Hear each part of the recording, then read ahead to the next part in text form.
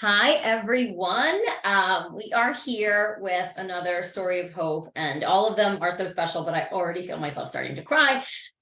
This one is especially special because Beth from Team Aimee gets to share her story of hope. And yeah, we're going to get into all the details, but first, we have a surprise visitor. Baby Otto is coming in. Oh, hi, buddy. You getting so big? Oh, you look so tired, buddy. Yeah. Oh, you're sleepy. Do you want to just say hi and don't give up hope, girls?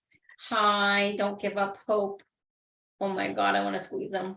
I have to get there and squeeze them. I haven't gotten to squeeze them yet. Hi, honey. Hi. Oh, you're so sweet. Okay, go nap. I'm going back to Papa. Oh, Nuggy. Yeah. He's a sleepy boy. I want to cry when I say this, but it's like so nice to have it be your turn to do this because you've sat behind the scenes helping with so many other stories of hope for years. And so, yeah, I want you to lead on this, but I'm sure that's like a big feeling for you right now of like, oh, this is my turn. Yeah. Totally. Yeah. Ooh. All right. Well, we've got some notes because I'm sure I'll go off on tangents. Mm-hmm. Get off track. I started with Aimee, and at this point it's laughable thinking back that I was 29 and I was convinced that I had already missed my shot, that I was too old to get pregnant. And I know all of you watching know that that's crazy, but we've also all been there and had those wild thoughts. My mom had been done having her 3 kids by 25. So when we had started trying at around 26 and it hadn't happened in 3 years, I was convinced that I just waited too long and it was over. Obviously you were then destined to meet me and do our work. Yes. I went to a conference, She Summit, and this was all like divinely orchestrated for me to end up there. It was the busiest time of year at work. I should not have been able to get time off to go to this conference. The conference was well out of my budget, but a friend from college that I hadn't spoken to in probably a decade reached out with, not a decade, I wasn't old enough for that, but anyway, reached out offering me free tickets to this. So I got free tickets, was able to get time off work, and none of that should have happened, but it did. And I was sitting in this room with, and it was 2015, right? I had just given birth to James, I think. Right. Yeah. It's the first speaking engagement that I came to, and I wouldn't have otherwise done it too if it wasn't run by one of my closest friends. Like, and she was like, I'm doing this fertility panel because she had had a miscarriage a year before and really wanted this panel. But I remember I had James, I was like breastfeeding in like the lobby of like the 92nd Street Y. But in all honesty, though, I wouldn't have been there had it not been Claudia's She Summit, which is just kind of interesting too. Right. So definitely divine intervention there. And I was just sitting in this room of hundreds of women, didn't know that this panel was going to be part of it, just thought I was there for like women in business. And I'm listening to Aimee talk and I just start sobbing in this auditorium because you all know this. Hearing Aimee speak about your body, your health, your fertility is empowering on its own, and realizing that there are things that can be done. Yeah. Because I had years and years of medical trauma. I was terrified to see doctors because when I was in college, I started gaining weight uncontrollably despite my food and my movement not changing at all. And when I went to see my doctor about this and explained that like this is happening, I don't know why, she said, stop being so lazy and stop lying about what you're eating.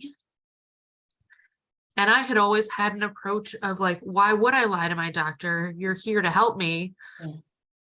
So to be accused of lying, and in such a mean and cruel way, really just shut me down and made me distrust The system. yeah so I was terrified of doctors, and my biggest fear was that I was too fat to get pregnant. Well, and also because that's what they told you. It wasn't like a fear you made up. It's what was told to you. Yeah. So many words, right? Right. And also up until that point, I had done every diet you could possibly think of. Yeah. And it makes sense now, but at the time, it didn't make sense to me that when I was at my greatest caloric deficit, I was gaining the most weight. Yeah. That's crazy. I was eating the least. Yeah. And still nothing was budging, nothing was changing. And I was feeling the worst I had felt in my life. And so. And you're only 29 at this point. Right. Crazy. Yeah. And now realizing like the damage that I was doing at that time with all of these crash diets, because I was desperate to make a change so that I could live out my dream of becoming a mom. Yeah. Yeah. And I remember, so it's the end of the panel, and I think we were going for break. And I remember coming down the stairs or whatever, and there's like this line of women like wanting to talk to me. And I think I had books. I think I had Yes, You Can't Get Pregnant was out already. And you were in the line. And I remember I had emailed you while you were talking. That's right. You emailed me while I was talking. You're right. Oh my God, you're right. You're right. I became this like crazy stalker person in that moment. And even as bold as I was being at that moment, I still was like, I'm sure you don't have room for me in your clinic, but if you have an associate or someone that you'd recommend that's like you, please pass me their name. And you were like, oh no, absolutely not. And then you started seeing me in New York City, and you would come in after work, right? Yeah. I remember that. And yeah, I mean, I guess talk about that too, of like the work we started doing together. I mean, the first thing that I remember that really lifted a major weight was that you said to me that it wasn't too late. Yeah. And what had an even bigger impact was you said, I'd like to see you start trying to get pregnant by the time you're between 35 and 37. And so realizing that I had that much time made a huge difference, because really like we were trying, but we weren't ready. Like financially, career wise, and cycle wise. I don't think you were ovulating, like you had 100-day cycles or something like that. Yeah. So she clearly, like, to me, when Beth came in, the two things I thought of, and we have our notes in front of us too, but were PCOS and thyroid. But to convince her to see a doctor at that point in time was not what I could do, and I couldn't prescribe. And so, I mean, I always wear my Chinese medicine hat, but I really had to just stay in that zone. And I mean, I think too, with you, like, obviously we're almost a decade into this relationship, but like building trust, I just didn't want to lose her. I didn't want her to go away, or it makes me emotional, but I was like, I just want this woman to feel safe with me, and we'll get there. And Matt would come to all the appointments, your husband. And that was like such a big thing where it was just like, I just want to hold these two, and it makes me cry, but like, we're going to figure this out, and I couldn't, like, but I knew deep down, I was like, she needs to be on thyroid medicine, and we need to manage this PCOS. But like, at that point I was like, let's do diet. We're going to do some herbs. Right. And we started, I feel like too, like it's a classic case of I really met you where you were at. And I was like, this isn't about weight. This is about regulating your cycle. Right. I remember I was like, if the weight falls off, great. But like it wasn't ever the focus. Right. No, not at all. And you were very gentle with me with diet too. Yeah. I think It because had you to could be. see Yeah. the trauma Yeah. and the Yeah. triggers there. Yeah. Yeah. So we took things slowly, Mhm. and it was much more of a focus of adding in things to nourish me rather than, which is always your focus, but very much was all about adding things in that would nourish me more rather than focusing on what had to go. Mhm. Because I also had done so many different things and thought that I was eating really healthy, and I wasn't far off, but there were things You that weren't, I because I didn't know. remember you were doing those shakes, and I Oh God. remember you would like, Yep. but like you, I feel like you had told me you'd lost like 60 or so pounds or something Yeah. like that. So I remember being like, then let's change it. Like what you're doing, like Right. you feel good. This is in your life. I remember looking at the ingredients and I like pointed things out, like gently, I think. But I was like, this is in your life right now. Let's continue to keep this in your life and let's add in other Right. things. Yeah. Right. But things like I had been told by my high school health teacher that soy was amazing for women's health because of how estrogenic it is. And so for years, I had been getting soy lattes from a Starbucks thinking that I was helping myself. And now knowing all that I know about my case, have mercy. Yeah. But Um, so, yeah, so what, then your cycles regulated, right? We started, so you yeah. first put me into your very first Oh, group coaching program, which was even before the Yes You Can Get Pregnant e-course. I was in the original group. Which that's funny too, because Gabby Bernstein inspired that. I was at Kripalu with her. And at the time she was an acupuncture client of mine in the city. And I wanted to create a digital course. And she said to me, okay, well, you got to run some group coaching programs to see what they need. And I was like, oh, I've never done that. And she was like, just take information from your book, create a curriculum. Let's see how it goes. And so I remember I was like looking for people to like put in the program too, right? Because I was like, I was new to charging for stuff like that, all the things. And I was like, oh, Beth's perfect. Come on in, because you were also a different side of my demographic. A lot of my demographic were older women in their 40s trying to conceive. And so I was like, oh, this is great. And I wanted to just really like, again, hold you and support you. But I was running those groups from my bedroom in our Brooklyn apartment. Like, I'll never forget it. It was just like, it was like 8 p.m. on like Wednesdays, right? I'd like come in and like set up my laptop because I didn't have an office in there. And yeah, like that's crazy. That was so long ago. It's 7 years ago. And I'm still friends with some of those women. Like seeing them reach out to me while I was pregnant and when I had Otto was so beautiful. So I think I had like 8 women in the group, right? I think I ran, yeah. Yeah. And just the way that those groups, we come together and hold each other, the support is unlike anything else. Yeah. It's beautiful. And I still get to do those. I mean, it was like the birth of something, it was like running those groups. It's still a huge part of the online aspect, like the virtual coaching. Okay, so yeah, so we did that, and then you got me on Chinese herbs. Yeah. And we got my cycles to shorten quite a bit. Like 40-ish days, 60-ish days sometimes, right? But like more like 6-month long cycles, like what we totally had in the beginning. Yeah. Right. They became pretty regular, albeit still longer than like the ideal. Yeah. We were seeing clear ovulation. I also remember like the color and consistency of the blood was getting better and like all of that, because it was like dark. Wasn't it like old stagnant blood in the beginning? It started to become like fresh and less clotty and clear signs of ovulation. My sleep improved. Headaches almost completely went away, if not altogether went away.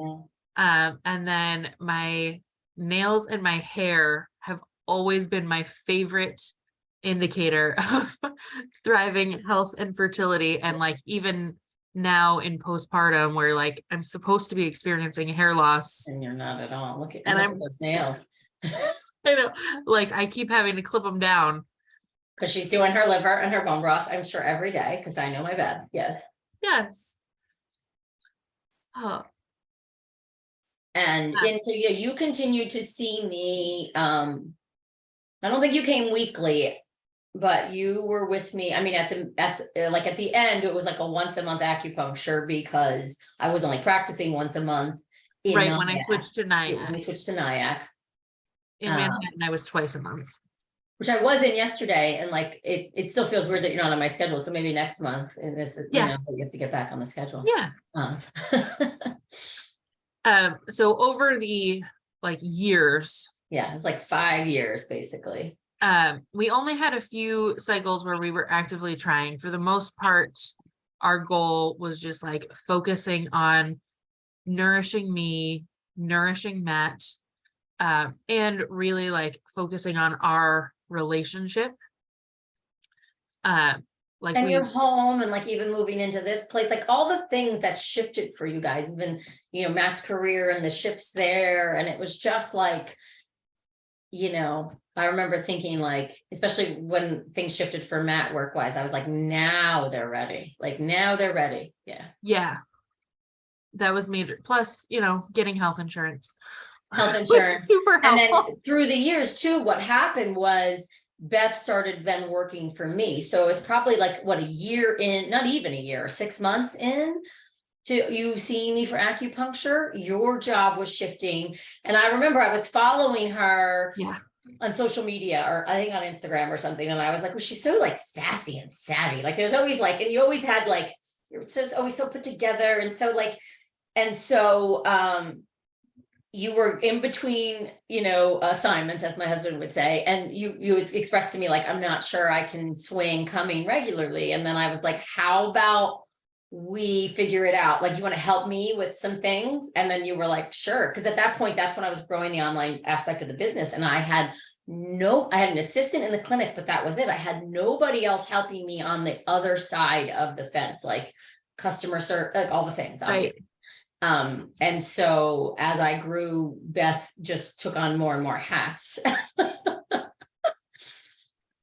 Right. And then the acupuncture, the monthly acupuncture was actually became part of like, her job assignment in a sense, and it was a great way to like get count on ideas and all of that. So, yeah, so then it's like, and then at that point too, I mean, I think that's something to touch upon too, of like, the medical gaslighting obviously was huge in your case, and like getting confidence and all of that. But then when you started to work with me and seeing all these women and their cases, I feel like that was hugely empowering for you. Of like, then all of a sudden you really did own the fact that like you had time and you didn't have to stress about it. And it was like, you trusted in the divine timing of this child of Otto coming through, right? Yeah. And, you really talked to me about advocating for myself and helped with that. But then also working for you and working with all of these women and helping them find their voice and advocate for themselves. Something finally shifted in me where I was like, if I can tell all of these other people to do this, to advocate for themselves, to ask for what they need, why can't I do that for myself?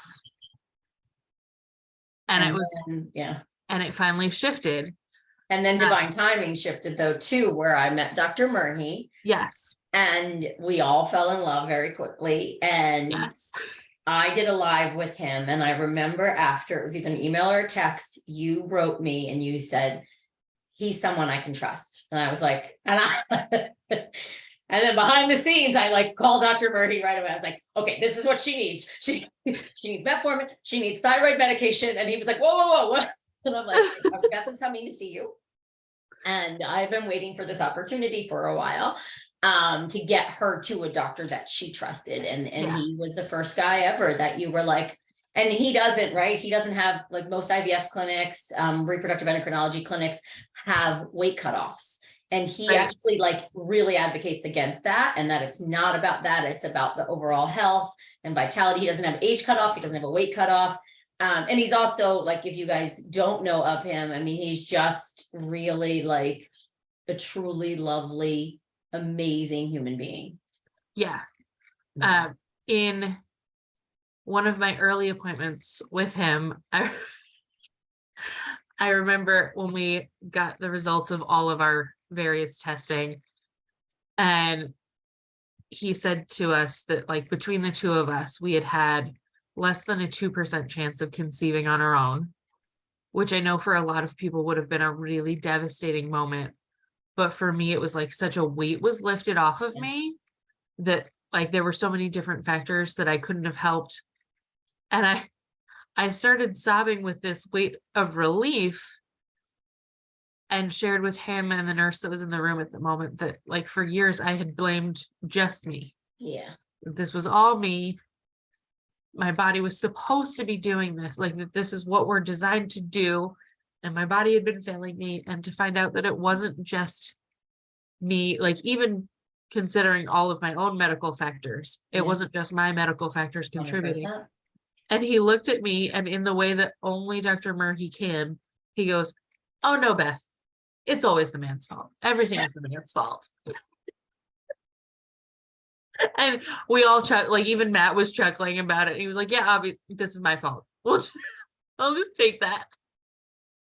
But it goes to show too of like how important the testing is, because you're not the first case like that. I've had dozens where we're looking at the woman, we're blaming the woman, if you will, we're looking for all the problems, and then we take a deeper look, on the other side and see, oh, like the two of you together, we have to actually amplify both things, which I mean, Matt was doing the diet and the supplements and all the things. And so we were working on that. Like, it wasn't like he was totally on board and so supportive. And, but I agree. It was this sense of like, okay, now it makes more sense why things aren't happening as quickly as we, because it was like your cycle was regular. We weren't actually trying every month. So there was that, but it was this sense of relief. And then, and just divine timing, like right place, right time. Like I feel like you had your radar was on, you knew when the right doctor was going to be around. And then around that time too, you also found a really amazing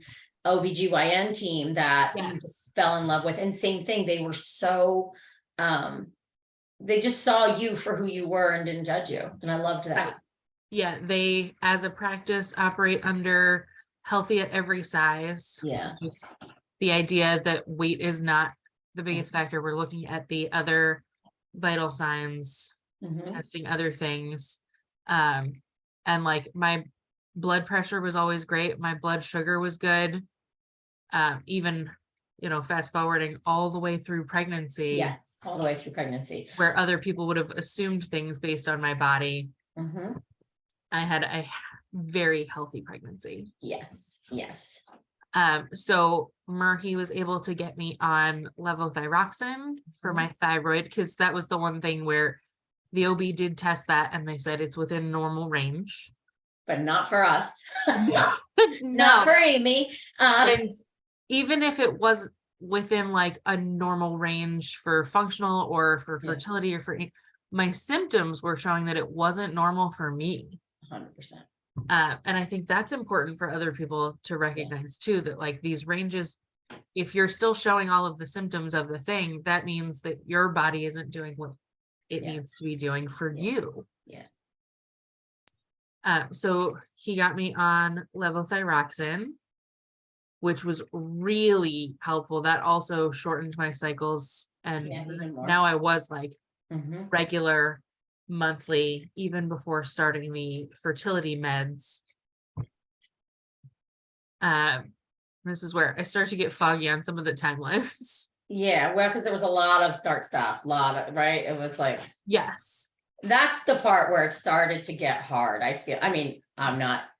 don't want to put words in your mouth, but like that last, I guess like a year getting to auto was like, that's where it started to, I feel like, emotionally, because it's like, okay, now we have all these things lined up, and it was a bit of a start stop, and that was I'll let you tell your story, but yeah. So Dr. Murray had said that with our case, we were going to start with 3 cycles of timed intercourse with medication, and that was so hard on us.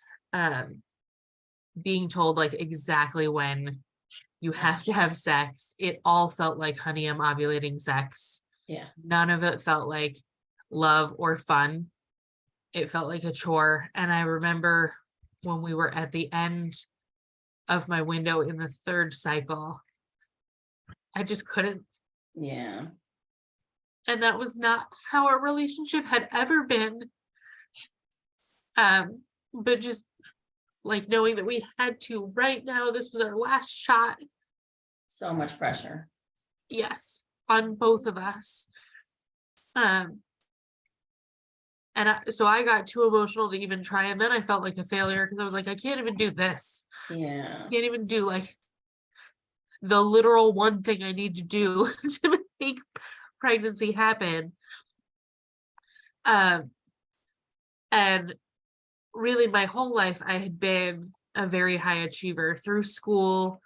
It was always, I was given the rubric, I was given the syllabus, I looked at all the things I needed to do, I checked it all off the list, and I got the A+. But when it came to fertility and pregnancy, like I followed all the recommendations, I did all the things, and I couldn't make it happen all by myself. And how many people can relate? I mean, every single woman watching this. Yeah. Yeah. So then we discussed that in our case, I'm sure it's not the same for everyone, but IUI would have been the same rate of chances for us as timed intercourse. Right. So I said, why waste 3 cycles on IUI? Let's just do it right to IVF. And I think Murphy was a little excited that I was all gung-ho about this. I was like, screw it, let's just go to the big guns here. Our first egg retrieval, we only got 4 eggs and none made it to blast. I was a wreck. it was so bad. Yeah. The retrieval, it was kind of a disaster. Yeah, but Murphy was very encouraged. Amazing. Yeah, I don't mean the clinic screwed up or anything like that. I just mean like it didn't go. And I think that's another really good point of like IVF is not a guarantee. Yes. Of a pregnancy. Yeah. And even if you know that and you knew that as your job, but when you're in it and you're living it, it hurts. Like it was devastating. Yeah. Even for me, like agreed, like I'm in it, it's my job. And it was just like, what do you mean we didn't get any? What? She's PCOS. We should have gotten like 30. That was exactly my thought, was like, where are all these eggs? Yeah. I haven't been ovulating. I was ovulating maybe 6 times a year. I should have plenty of friggin' eggs in here. Yeah. And we got 4, and then none of them made it. But Murphy was very much like, it was the wrong cocktail for you, Beth. Yeah, that's it. And that's a really big point of like, IVF's not a guarantee. And a good doctor changes the protocol if the protocol doesn't work. Yes. They don't blame the woman. Right. Yeah, he immediately changed up the meds. We went into another cycle, and this time Dr. Murphy retrieved 21 eggs. 15 of them were inseminated. 2 made it to blast and were frozen.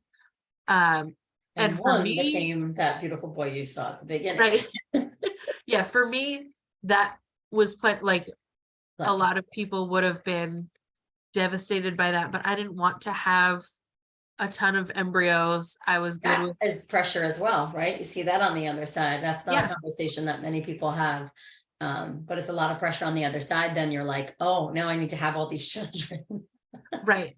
So that was October of 2021. Yes. And then in November, we started a transfer cycle. We were all set to transfer. I hate this day. Yeah. It was 2 days before Thanksgiving.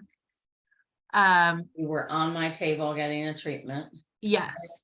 And a little before this, you had insisted that they add low-dose naltrexone and that they do a uterine biopsy. Yeah, they weren't going to do a biopsy on her, which, and like, again, I love this practice and refer to them all the time. I think they just looked at Beth and said, okay, she's never been pregnant. She's never had any procedures done. She's young. She's healthy as far as we can tell, like all her things check out. And I don't know, call it instinct too, but I just was so pushy about it. And Right. to the point where I definitely annoyed Dr. Murphy. I know I did. And I was like, I don't give a shit. You're doing the biopsy on her. And then yeah, I was on your treatment table. and I went out because I said, did they get back to you about the results yet? And you were like, oh, I don't know that they're in. And I went out. Right. And the nurse got the results. And like, according to the ultrasound that morning, we were still proceeding with transfer that week. And that's a good thing to remember too, guys, of like a saline sono doesn't show you everything, right? So that's why the biopsy is so important, and sometimes even a hysteroscopy. And so in Beth's case, the sono looked great, but the biopsy showed that there was some abnormality in the tissue, and we needed to treat it. We could not transfer. Had we transferred baby Otto, he wouldn't have stuck. Right. Which is like breaks my heart to think about, So I ended up having a DNC. I had to go in and tell her, you're going to talk to Dr. Murphy after. She's laying on the table. We're doing our pre-transfer acupuncture session. She's in Connecticut. I'm able to treat her, which is like, it's such a bonus for me when I get to be with one of my girls right before the transfer. And I had to go in and I was like, okay, so you're going to talk to Dr. Murphy. I'm not sure you're going to transfer in 2 days. And oh my God, the tears. I was a wreck. And then the start of that conversation, the first words that Dr. Murphy said to me were, "It's not cancer," which she had no idea.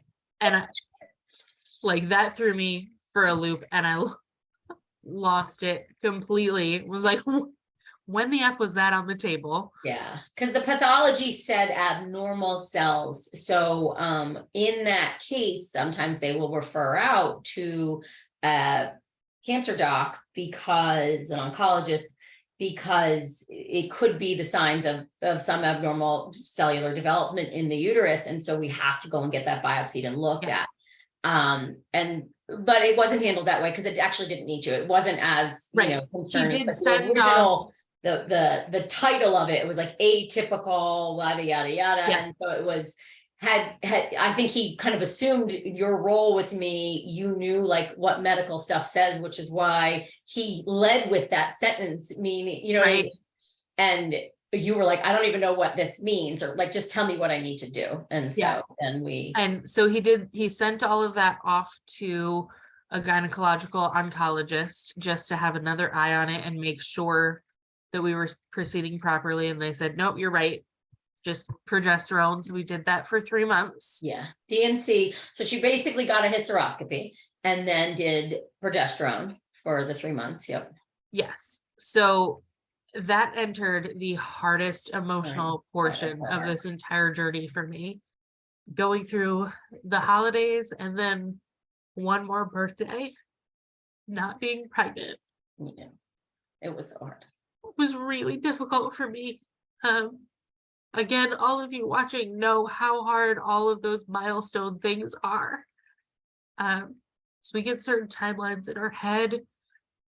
And I had decided that by the time I was 36, I was going to be pregnant. And we were going to start at 35.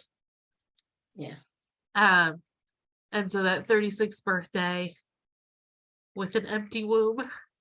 Yeah. Was really difficult. But I'm just reading through to make sure I didn't miss anything. This was also when you started the womb healing talks. And we're beta testing them with just the e-course members. And participating in the womb healing talks was incredibly helpful for me to help process through these emotions and work through my feelings around the timeline and hitting through I think Sam did a talk specifically on going through all of those milestones, going through the holidays when not pregnant. And so I was able to process through a lot of those emotions and prepare for the transfer cycle. So on March 2nd, 2022, we transferred one embryo. Mhm. And I got pregnant from that Yeah. first transfer, That was so good. which was really incredible.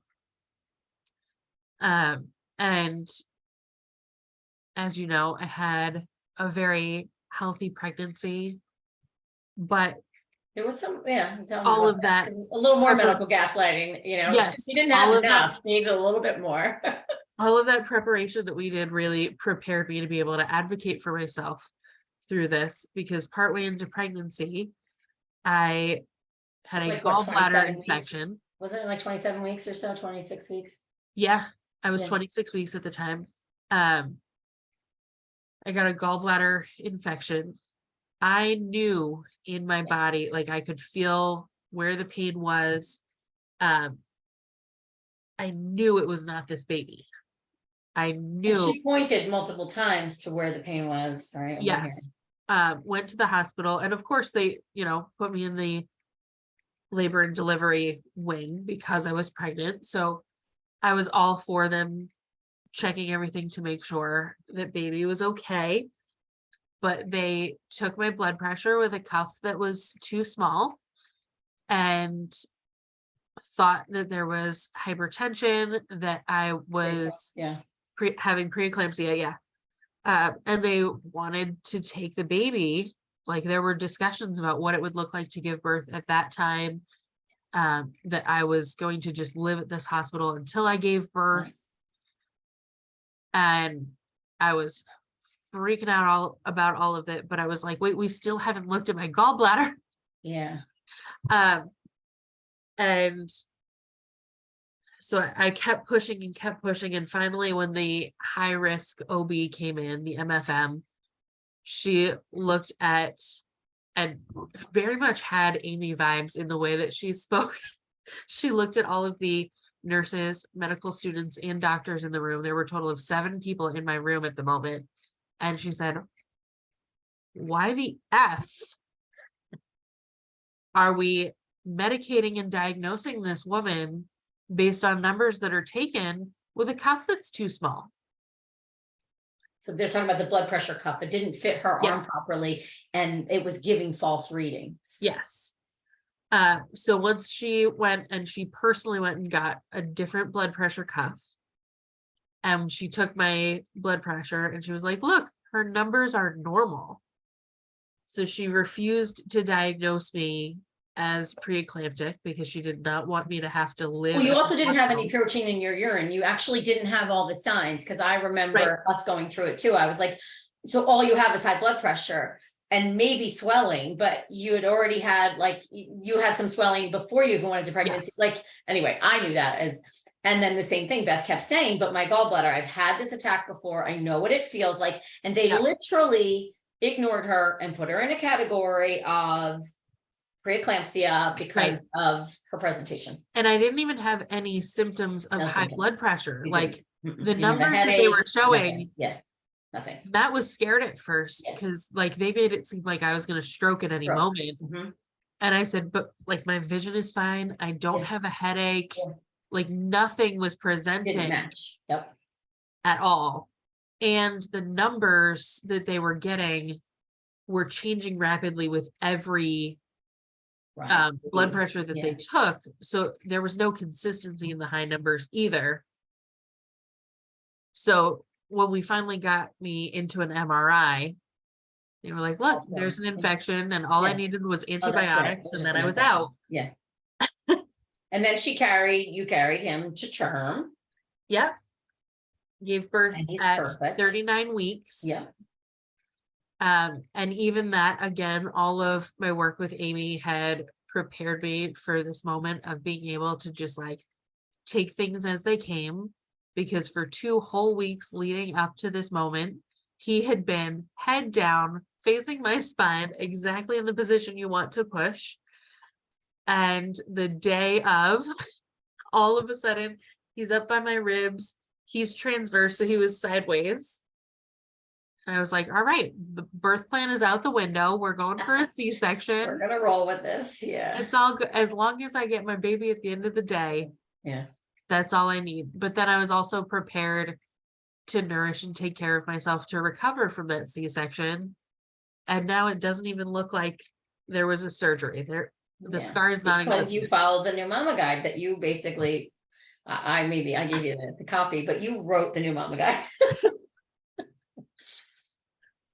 And then you said even after there was some, was that postpartum when they did a little more with your blood pressure, or was that? Oh goodness. Yeah. When I was in the hospital to be induced at Right. 39, they were using the same machines with the same cuff, and I had to advocate for myself again. This was at a different hospital.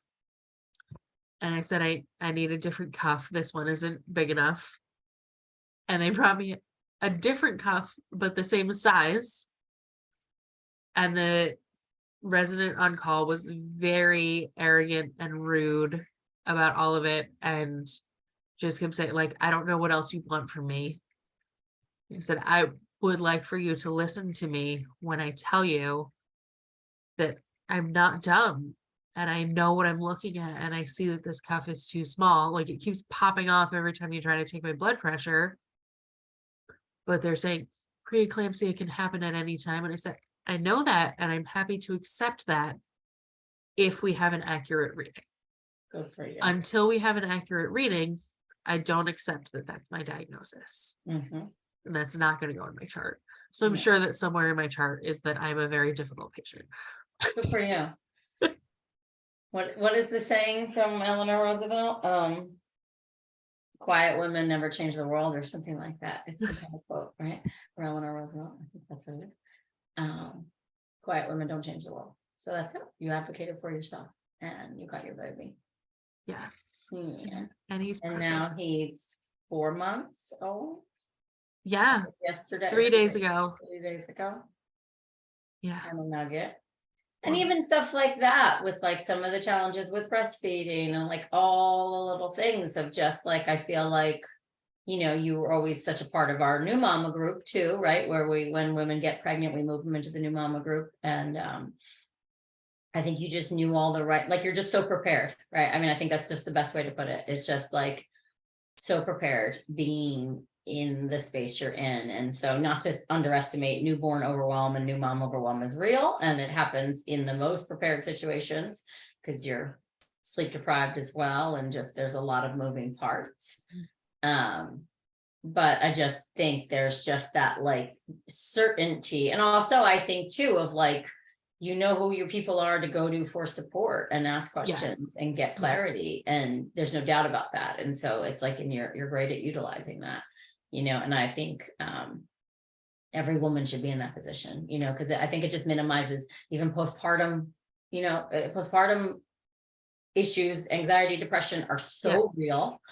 And so overlooked. And so, you know, I think like gaslit as well. A lot of women don't get the attention and care that they need, and they don't know what to ask for, what to look for. And yeah, I think you were exactly like, I think about when I first met you and that girl that was so traumatized by the system. It's like, I mean, you're a 360 and more different in that position and, or in the, you know, now. And it's just like, and I think that's how you needed to bring him through, you know what I mean? Like very secure, very confident of like, I know what I need, and you can't, don't you dare try to blame this on me. You know what I mean? Like, I'll take responsibility where I need to, but like, we're a team, we do this together, you know?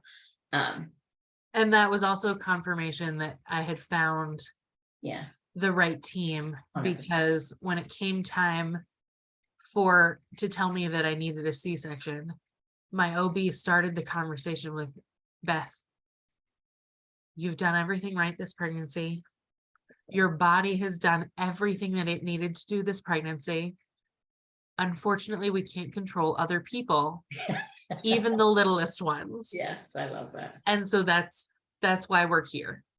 And so like, he knew that I would respond to that on my perfectionism kick.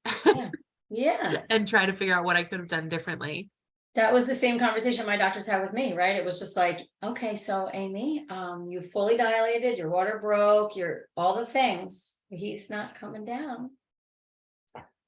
And it's same thing, it's like, but you need to be included in that conversation. That's the right way to do it. And Yeah. so I agree, you found the right team, We just and created too cozy of a child's palace. yeah, he didn't want to They leave. didn't want to leave. Yeah, that's how James was too. He was like, what? Go out there? This is great. And we still joke, like when we cuddle at night, I'll say that to Kenny. I'm like, it's like he wants to go back in. Like he just wants to be in there. Like he is like, Yes. I'm like, and I get it, yeah. And you did it, mama. Yay. Well, thank you so much for sharing this. And I know, every story of hope just is so important to our community, but especially, sharing yours as such an active member of the community and, on the side of Team Aimee, where people know you from that side. It's just, yeah. And it's so nice. Thank you for sharing it, because I know it's a vulnerable experience to share about, and that just sharing helps so many others. So, Yeah. thank you for that. Okay. All right, lovelies. If you have any questions or comments, just leave them below, and then I'll circle back through, and even Beth, we can answer those for you. Okay. Thank you so much, my love. Thank you.